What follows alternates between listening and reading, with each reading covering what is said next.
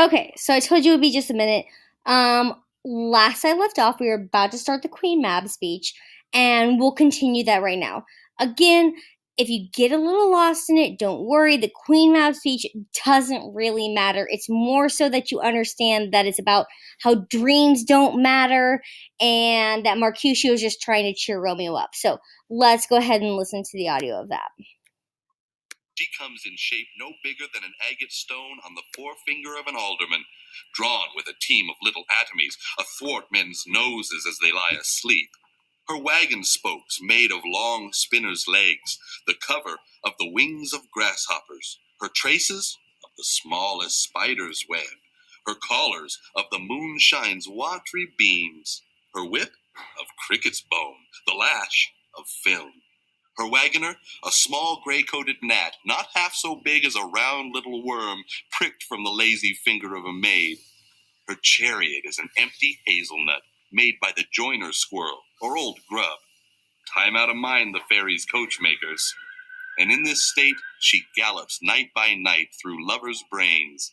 And then they dream of love, or courtiers' knees that dream on curtsies straight, or lawyers' fingers who straight dream on fees, or ladies' lips who straight on kisses dream, which oft the angry Mab with blisters plagues, because their breaths with sweetmeats tainted are. Sometimes she gallops o'er a courtier's nose, and then dreams he of smelling out a suit. And sometime comes she with a tithe pig's tail, tickling a parson's nose as he lies asleep. Then dreams he of another benefice. Sometimes she driveth o'er a soldier's neck, and then dreams he of cutting foreign throats, of breaches, ambuscados, Spanish blades, of healths 5 fathom deep, and then anon drums in his ear, at which he starts and wakes, and being thus frighted, swears a prayer or two and sleeps again. This is that very Mab that plaits the manes of horses in the night, and bakes the elf locks in foul sluttish hairs, which once untangled much misfortune bodes. This is the hag, when maids lie on their backs, that presses them and learns them first to bear, making them women of good carriage. This is she. Peace, peace, Mercutio, peace. Thou talkst of nothing. True, I talk of dreams. Okay, so once again, the whole point is that Mercutio really isn't talking about anything. He's talking about, basically a dream that he had. So Queen Mab, it doesn't really make any sense because he's just talking about dreams, which also don't make any sense. Romeo, however, still believes that dreams mean a whole lot. Peace, Mercutio, peace. Thou talkst of nothing. True, I talk of dreams, which are the children of an idle brain, begot of nothing but vain fantasy, which is as thin of substance as the air, and more inconstant than the wind, who woos even now the frozen bosom of the north, and being angered, puffs away from thence, turning his face to the dew-dropping south. This wind you talk of blows us from ourselves. Supper is done, and we shall come too late. I fear too early, for my mind misgives some consequence. Yet hanging in the stars shall bitterly begin his fearful date with this night's rebels, and expire the term of a despised life, closed in my breast by some vile forfeit of untimely death. But he that hath the steerage of my course, direct my sail. On, lusty gentlemen. Okay, so if you're still confused about why Romeo is so upset during this, he had a bad dream, and he really thinks that his dream means everything to him. So he says, I fear too early, for my mind misgives some consequence yet hanging in the stars. If you remember from the prologue, stars and when people are born and astrology means so much to the people of this time.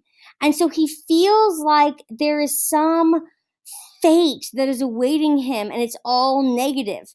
Now, we know he's going to a Capulet party. He wants to see Rosaline, but we also know that Juliet's going to be at this party. She's supposed to be looking for Paris. He's supposed to be looking for Rosaline. I'm sure you can make a prediction about what happens next. But he has a premonition, and he's afraid of what's going to happen later in his life based on what happened in his dream. So use this as an example of foreshadowing. Also, if you're looking over here, this is another example of foil. Remember, Romeo's super serious. Mercutio is like joking and playing around, saying that dreams don't matter. And so this contrast between Romeo and Mercutio also highlights the main character's qualities. Mercutio's playfulness and his spirits and his how happy he is contrasts with Romeo's lovesickness and how melancholy he is and how sad he is. And so I want you to pay attention to how the two characters are so different. Romeo being upset and sad and morose and kind of emo, and Mercutio being really hilarious and joking and really playful. They are foils because of this. And I know we've been talking about how characters are foils in almost every scene, but that's going to kind of be the case. In each scene, there's a character that completely contrasts another character. Okay, so that's the end of scene 4. Go ahead, fill out your study guide.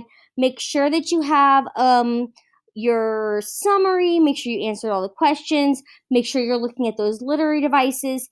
And for a title for this one, make sure that you're talking about how Romeo feels about dreams and how Mercutio feels about dreams. That'd be a really good way to name this title. Okay, I think that's it for this one. We'll start with scene 5 in the next video.